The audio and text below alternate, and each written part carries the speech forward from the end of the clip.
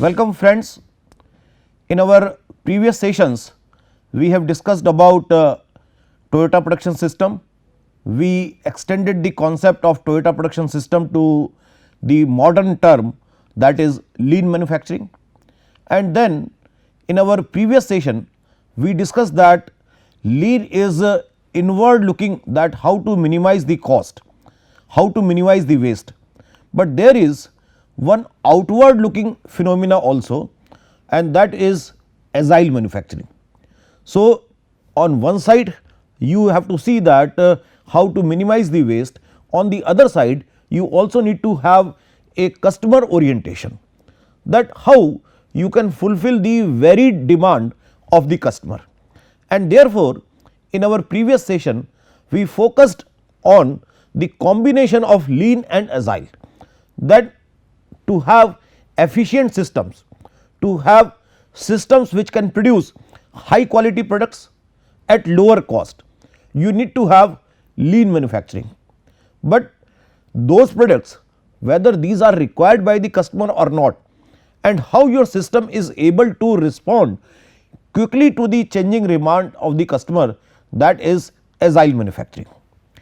So long these are the important consideration of the manufacturing, but nowadays there are different type of problems coming in the environment. Every day you hear about global warming, and one of the important, you can say, causes of the global warming is exploitation of natural resources. Manufacturing is only possible when you use natural resources. Now, therefore, this is additional pressure on the manufacturing, that apart from minimizing the waste and fulfilling the customer expectations, you also need to maintain a balance, a harmony with the external environment. And therefore, in this particular session we are going to focus on sustainable manufacturing, and some of you may know this with the name of green manufacturing also. So, how? Now you can see that multiple dimensions of pressure are there, and these are only possible when you have this kind of holistic vision of manufacturing, where on one side you see your internal systems, on the other side you see your partners, your customers, and then you also should have a very holistic outside vision, where you are able to see that how my systems, how my businesses are contributing in making a good environment. So, that is what we talk with the name of green or sustainable manufacturing. So, green or sustainable manufacturing is a method to develop technologies to transform materials without emission of greenhouse gases, use of non renewable or toxic materials, or generation of waste. So, when you are eliminating all these things in your business processes, in your manufacturing activities, then probably you are a green or sustainable manufacturing organization. So, how things are happening at the moment, that this is your organization. So, when I am talking of lean, you are focusing on waste, and we have already discussed there are 7 types of waste, and then when you add human waste, that becomes the 8 types of waste. So, that is the focus of lean manufacturing. Then agile is there, that focuses on the customer. So, we have already in our previous session discussed that we need to have lean as well as agile. Now, finally, when you have this manufacturing system, how these manufacturing system is impacting the environment. When you take environment into your consideration, it becomes sustainable manufacturing, because for fulfilling your requirement you take lot of air, you discharge your hazardous gases into the environment, you discharge your chemicals into the river water, you discharge your chemicals into the surrounding lands. So, you are polluting the environment, and slowly these are going to be so dangerous that it will be almost impossible to live in that kind of surrounding. So, your manufacturing is only possible when there is a well of society. If well of society is not there, what will you do with your manufacturing? If people are not able to consume your products, or you say that if there are no people, because there are no people, you have no industry. So, it is very important to understand that industry is there only when society is there, and if society is not there, there is no point of having the industry. So, therefore, this concept of lean, agile now need to be extended to the sustainable manufacturing. Therefore, we are discussing this sustainable manufacturing concept, and not only from this point of view, but lot of regulatory issues are also involved in the discussions of sustainable manufacturing. There are agencies, particularly EPA, Environmental Protection Agency of US, that is one of the important agency which is looking after that how manufacturing organizations are following the sustainable manufacturing practices. So, that is what we are going to discuss in this particular session.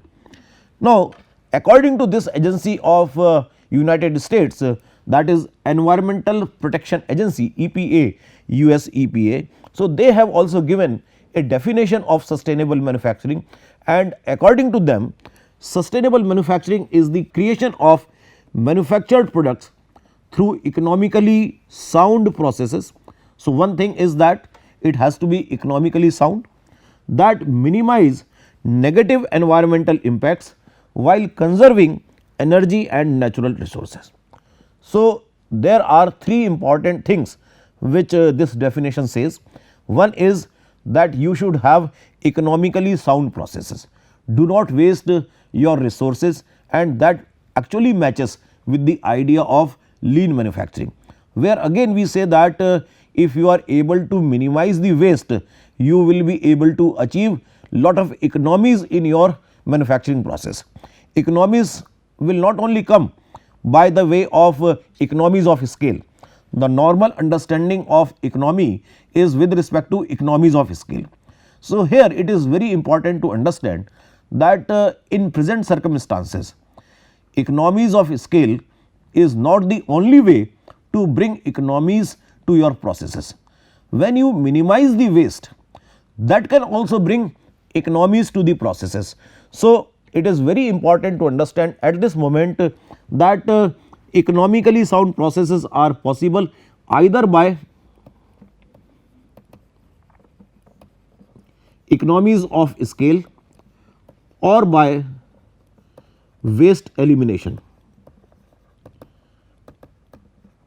So, these are the two ways through which you can bring the cost of production lower, and then you also need to see that how you are minimizing the negative impact of your processes. You are creating some kind of you can say discharge, and that discharge is actually dangerous to the productivity of nearby land. That discharge is creating lot of loss of flora and fauna. So, all these are the negative impact of your manufacturing process. So, therefore, it is very much essential that you should have effluent treatment plants in your manufacturing activities, so that whatever discharge is going, that discharge is without any hazardous chemicals. That is one of the important aspect of sustainable manufacturing, and at the same time you should be able to conserve energy and natural resources. How your manufacturing can help in conserving the energy and natural resources?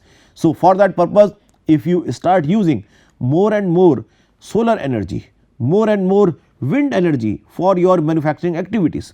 One example is like when we say that sugar industry. So, people have different type of perception about the sugar industry. Some of the people say that sugar industry is a very polluting industry, but to some extent it is almost a reverse of that.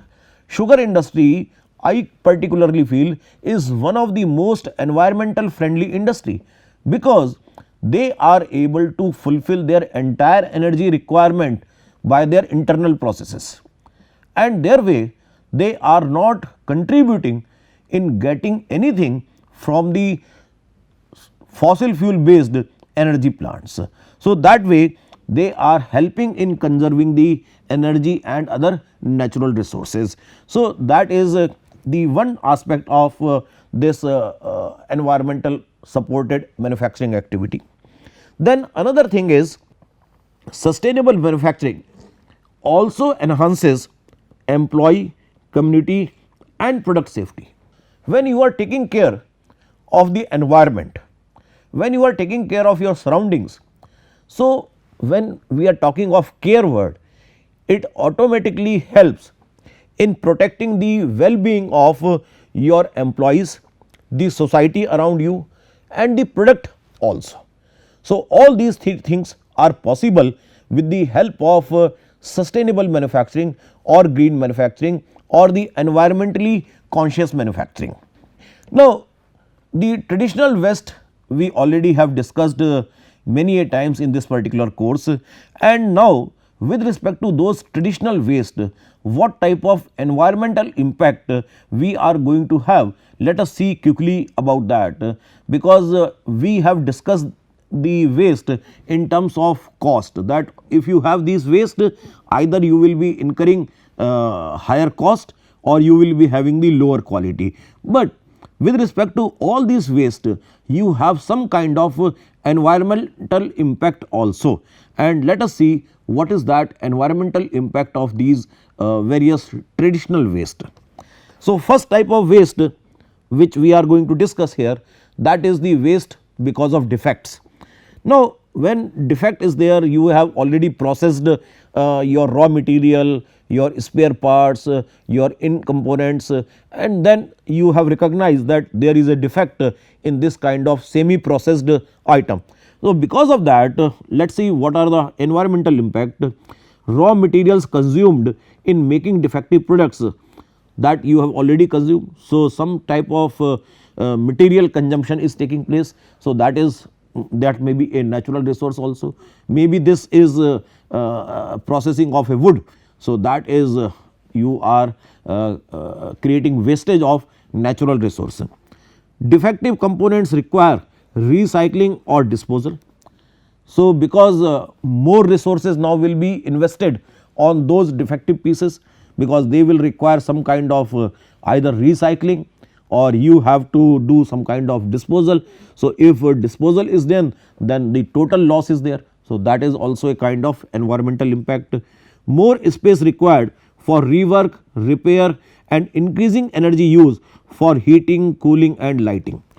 Because of defects, you have to do some kind of reworking etc. So, you have to stock them somewhere, and when you are stocking them, they take space, and now for bringing them into the workable condition, so that you can again work on them, you can do some kind of machining on them, it may require some kind of heating, cooling or some other kind of treatment may be required, so that you can make them workable, and all these things will consume some kind of energy, and when energy is consumed, it means you are creating some kind of negative impact on the environment.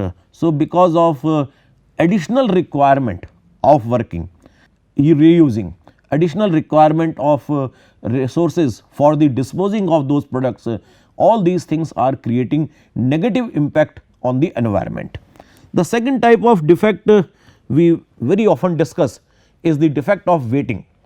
Now, when the defect of waiting means either people or WIP, work in process, are waiting for their turn to be processed, and in that case potential material spoilage or component damage causing waste, wasted energy from heating, cooling and lighting during the production downtime. So, when some components are in waiting, it is quite possible that there may be some kind of spoilage in those components, because they are waiting for their process, and by the time their turn comes there may be some spoilage in those WIPs. So, that is a generation of waste, that you are losing your precious resources. The second is, it is also possible that machine is down, and because machine is down, these components are in queue for their turn to be processed. Now, when the machine is okay again after some time, but by the time machine becomes okay, these components have become unusable. So, again as we discussed previously, you have to again heat them, cool them, so that they again become workable. So, that is again wastage of energy resources. So, even in waiting also many a times these things are becoming, creating lot of environmental negative impact. Third is the waste related to overproduction. So, overproduction, when you are not having the requirement and you are producing those products because of your push approach, and therefore, more raw material is consumed in making unneeded products, because you are following the push approach. So, you are having some raw material and therefore, you are producing products based on those raw material. So, excess raw material, excess inventories are required for producing these unneeded products. That is again a type of negative impact, because your requirement of raw material will increase because of your habit of storage, and then extra products may spoil or become obsolete, requiring disposal. So, like in case of fashion, in case of footwear, in case of many such products where you keep inventory, but because of some reason these things become obsolete because of new fashions, new trends, etc. So, either you have to compromise on the pricing you have, or sometime it may also require to dispose of these unneeded products. So, when you are disposing these unneeded products, you already can understand that how many resources, right from the raw material to the processing, your energy, your time, everything you have invested in making those products, and finally, you are not generating any value out of it. So, that is also a type of negative environmental impact out of your overproduction waste. Then another waste we have discussed many a times, the motion, the transportation, and because of motion and transportation, the when you are moving from one place to another place and it is not adding any value, then obviously you can understand that more energy uses for the transportation purpose. So, when you are moving from one place to another place, whether it is a battery operated system, whether it is a petrol operated, whether it is electric operated, anything, it is not without energy. Your movement requires some kind of energy, or you are using on your own, even then your personal energy is wasted in that. So, that is the negative impact, you are not getting anything positive out of it, and you are exhausting your energy. And when you are using some fossil fuel, so the gases which you are generating, the emissions, that is very dangerous, rather that is the most talkative point with respect to negative environmental impacts. So, more space required for WIP movement, increasing lighting, heating, cooling demand, energy consumption, more packaging required to protect components during movement. All these things are actually suggesting that if you have excessive movement, excessive transportation, there will be requirement of excessive protection of your products, and excessive protection of products will require more energy, more material, and more energy, more material will again contribute negatively to the environmental. Then another waste is the waste of inventory, that is again a very common waste we have discussed. Now, in case of inventory, if you have raw material inventory, you have WIP inventory, you have finished goods inventory. So, these are the different stages of inventory which are possible. Now, with respect to all these types of inventories, you have more packaging to store WIP. You need to protect your work in process. Otherwise, whenever you have the WIP ready for working, you will find that there is some kind of spoilage. So, to protect those spoilage, you need to have a better protection of your WIPs. Better protection of WIPs will require more material, more energy for the consumption of those purpose. So, therefore, this is also a type of negative environment impact. Waste from deterioration or damage to be stored WIP, more material needed to replace damaged WIP, more energy used to heat, cool and light inventory space. So, all these things are negative environment impact if you are keeping inventory in your system. Then another traditional defect is the over processing. Many a times you do not understand that how much processing is required, how much processing to make it more simpler, that means how much value actually to be added, and we always feel that we should add more and more value, and therefore, we end up in doing lot of over processing.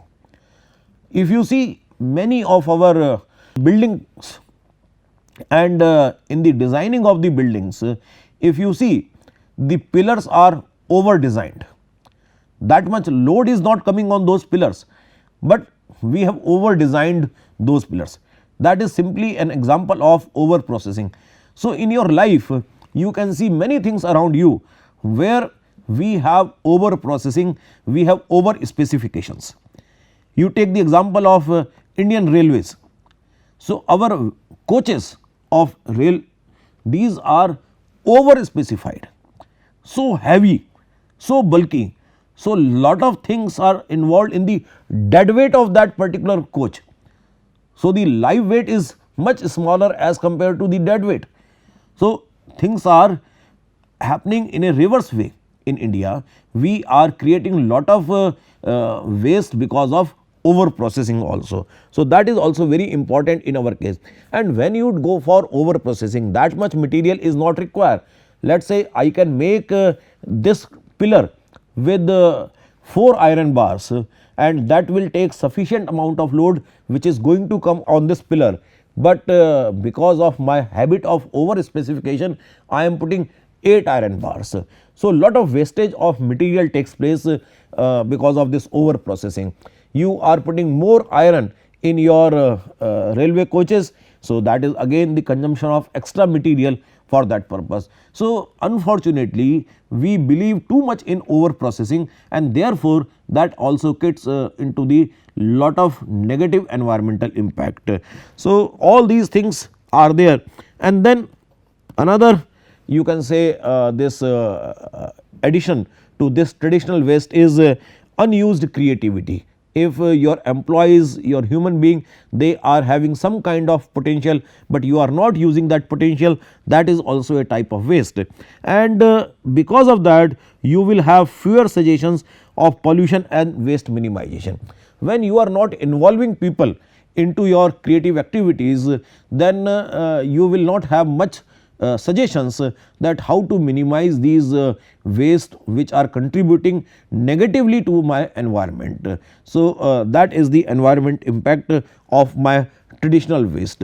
But apart from these traditional waste, there are few wastes which are very much related directly to the green manufacturing, and most of these wastes are given by US EPA, that is Environmental Protection Agency, and according to them, like permit compliance, that is one type of concept which is important for the green manufacturing, and according to this you have to have a complied with respect to necessary guidelines. So, that is one issue.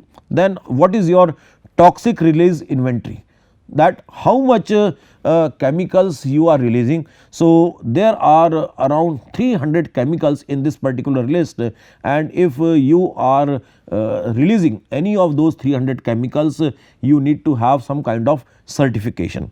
Then 33 by 50 chemicals, that is another very specific subset of this TRI. Then Clean Air Act toxics. So, in this around 189 chemicals are listed which are considered to be the toxic for the air particular thing. Then you have risk weighted releases, waste per unit of production, energy use, solid waste generation and product life cycle. So, these are the different types of concepts which are very important, and there are specific guidelines with respect to each of them, and these guidelines may vary from country to country, but it is everywhere. Now, in India also we have specific descriptions for all these concepts. Now, going further, that what are the reasons to have this sustainable manufacturing.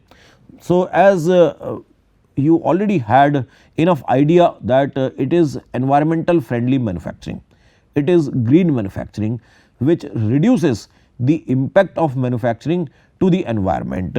So, when we are reducing the waste, so obviously whether it is waste related to traditional manufacturing or waste related to green manufacturing, it is going to help us in improving our operational efficiency. And whatever type of waste you reduce, whether you are reducing the consumption of additional energy uses, whether you are reducing the consumption of extra material, whether you are reducing the consumption of extra fuel, all these things will help you in reducing the cost and waste, and these things will help us to respond to or reach new customers and increase our competitive advantage. Nowadays customers are also becoming very aware, they want to have products which are made through green processes. So, therefore, concepts like green marketing, green consumer behavior, green supply chain are also becoming popular.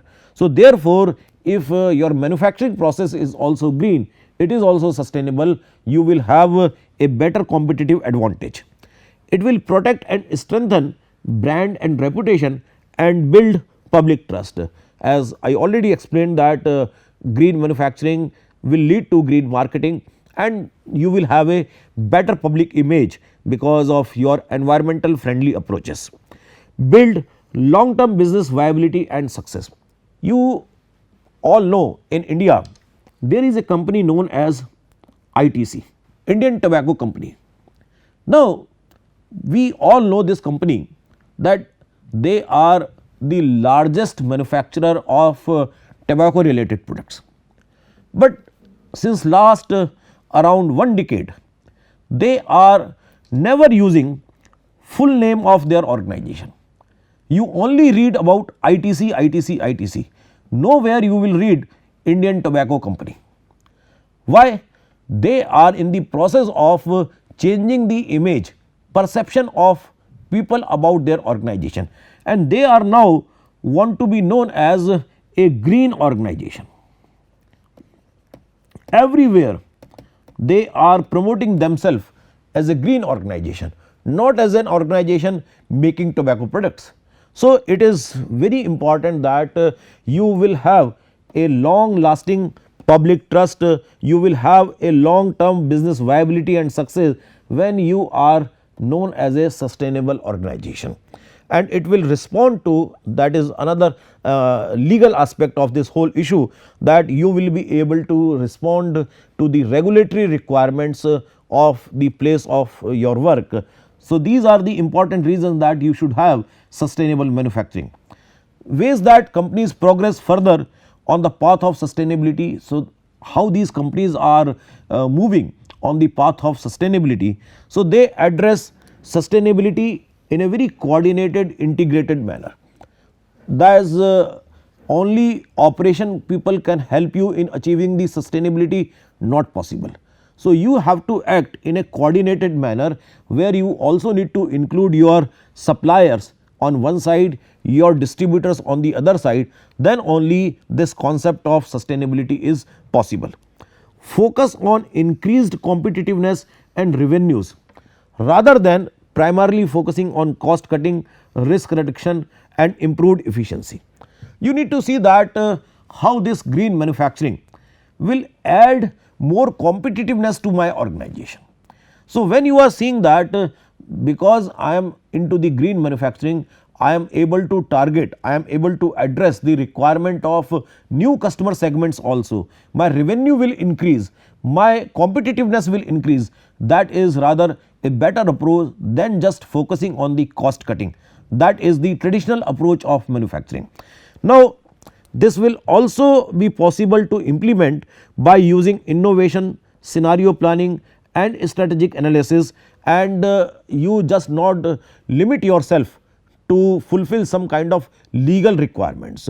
You need to go beyond those things, because every organization in your industry, every organization in your country, they all have to fulfill the legal obligations, but you need to go beyond those legal obligations. So, with legal obligations you will be entitled to work, but you will not be having the competitiveness if you are only into that compliance part. Then integrate sustainability across business functions, whether it is marketing, whether it is supply chain, whether it is advertisements. So, everywhere you have to have, rather people have started talking of green HR also. So, in all business functions you need to integrate this concept of sustainability. Focus more on the long term, you need to focus more on the long term activities, those activities which are sustainability is actually meaning when you can live for the longer durations. So, sustainability issues cannot be addressed for the short term period, it is a long term activity, and therefore, the discussions of sustainability are very important in the course of Toyota Production System, because the core of Toyota Production System is philosophy, and in that philosophy also we discussed that we need to have a long term vision for the organization, and we can sacrifice many short term gains for the long term vision of the organization. Same thing is in the case of sustainability, that we need to have a long term objective, long term vision for the organization, then only this sustainability is implementable. Then work collaboratively with external stakeholders. As already discussed that we need to extend the concept of sustainability to other departments, other areas of organization, and those other areas include supply chain also. And when we are talking of supply chain, so the sustainability is not limited to me, but it has to extend to other partners also, and therefore, tier 1, tier 2, tier 1 suppliers of OEM also play very important role. There are cases, we have done some exercises where we saw that OEMs are highly sustainable, the tier 1 suppliers are again having good kind of awareness about the sustainability, but as you move away from OEMs, as you come to tier 2 or tier 3 suppliers, they are almost unsustainable. They follow no regulatory norm, they follow no environmental norms, they follow no ethics, and there are lot of issues with respect to different types of sustainability as you move away from OEMs. So, therefore, it is very important that we need to include all our external stakeholders, then only our entire business, our entire supply chain can become a sustainable supply chain. It is not only the sustainable manufacturing, but it has to extended to the sustainable supply chain, and that is the ultimate objective of discussions of sustainable manufacturing, which can give you sustainable advantage in a coordinated manner. So, we stop in this session here only, and we will continue with some of the important terminologies to be used in sustainable manufacturing in our next session. Thank you very much.